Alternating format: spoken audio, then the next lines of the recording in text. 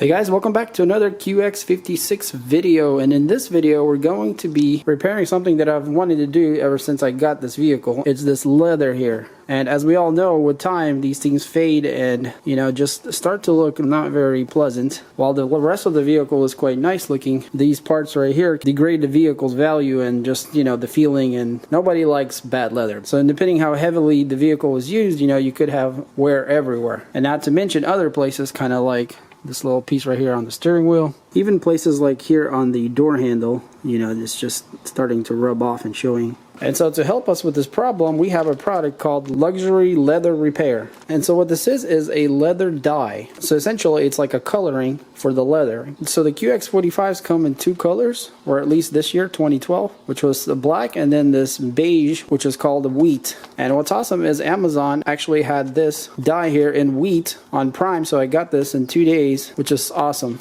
So I'm gonna leave the links in the description, check those out. Alright, so let's pull this out of the bag and see what it looks like. Alright, hopefully you guys can see that. So it comes in the plastic bag. It looks to be like a foam applicator. And then we have the dye itself. And as you can see guys, the color of the dye seems to be exactly the color that I have here, which is wheat. So here in the back it says specifically designed for automotive leather recoloring and touch-ups, and that's exactly what we need to do. So here's the instructions. Make sure leather is clean and free of dirt and grease. Apply 2 to 4 light coats, allowing each coat to dry before applying the next.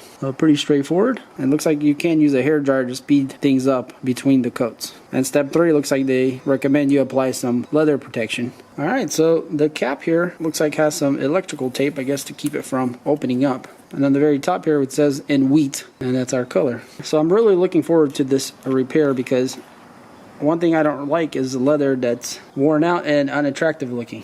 So it looks like we just have a wide mouth here, so we're going to have to be really careful not to spill this. But I'm guessing we're just going to take our sponge here and just soak it in just like that. It's definitely on the lighter side, so it's going to have to take a few layers. Also, it looks like if you tap it in like this, it works a lot better than rubbing it. Because when you rub it, it kind of makes lines and doesn't seem to work as good. At least where it needs to be heavily applied.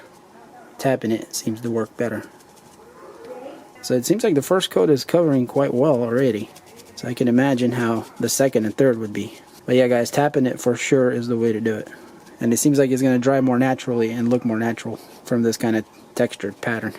Alright, so I'm just going to work this area and put the first layer on, and we'll see how that dries.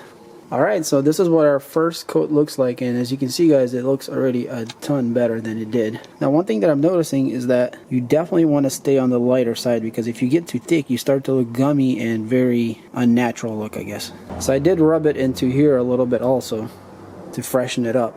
So you want to go as light as possible, because adding too much just gives it a weird textured look. So since this area is worn really hard, it's kind of hard to apply this too thin, but this is your first coat, so go a lot lighter than you think you should. So it looks like this stuff dries really fast. Like it's only been maybe 2-3 minutes and it feels completely dry. So I'm gonna let it dry for 10 minutes between coats just to make sure it's dried up like it's supposed to.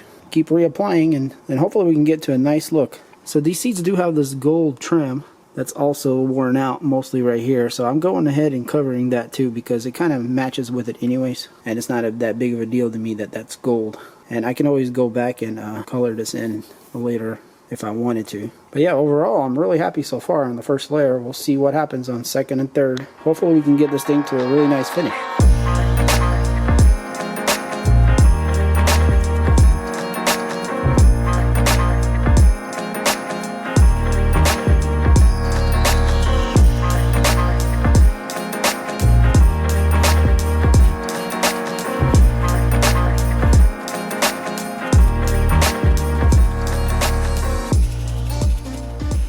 Alright, and so this is about 4 coats, and you guys can see how nice that turned out.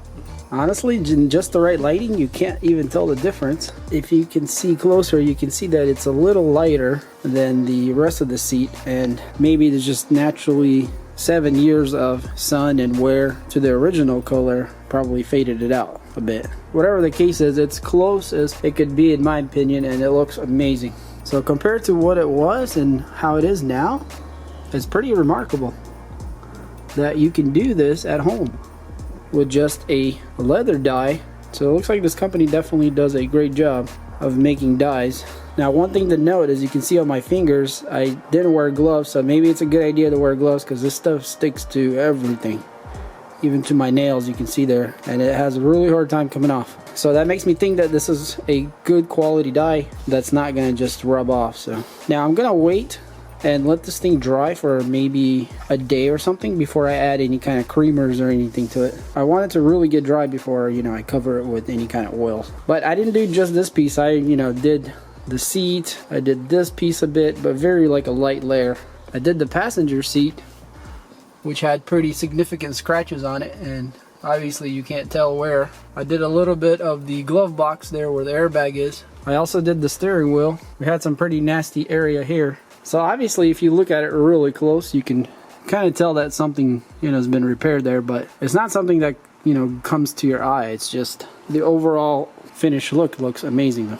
So, but on a large area like this, I would definitely say patience is the key with this stuff, because if you put it too thick, you're gonna have really crummy and pasty looking finish. You gotta go really thin layers, tap it in, and many layers, 4 or 5 layers, whatever it takes to get it to look good. If you're gonna try to cover it way too much at once, it's gonna be a bad result. But yeah, overall, I'm really happy with this stuff. So if you got leather issues and you want to fix them up real quick, this stuff will definitely do it. And I can see I barely used any. I mean, it's still full. So you could definitely do a bunch of repairs with just a bottle like this. So maybe getting a smaller amount would be better and much cheaper. Alright guys, well hopefully you enjoyed this video and it was helpful. If you liked it, then hit that like button. And if you want to pick up some of this luxury leather repair, I'll leave some links in the description, so check that out. And also check out my other QX56 videos where I do multiple repairs and other things to it. And if you want to see more videos with the QX56 and you're not subscribed, hit that subscribe button to stay tuned. Alright, well thanks for watching, and I'll see you on the next one.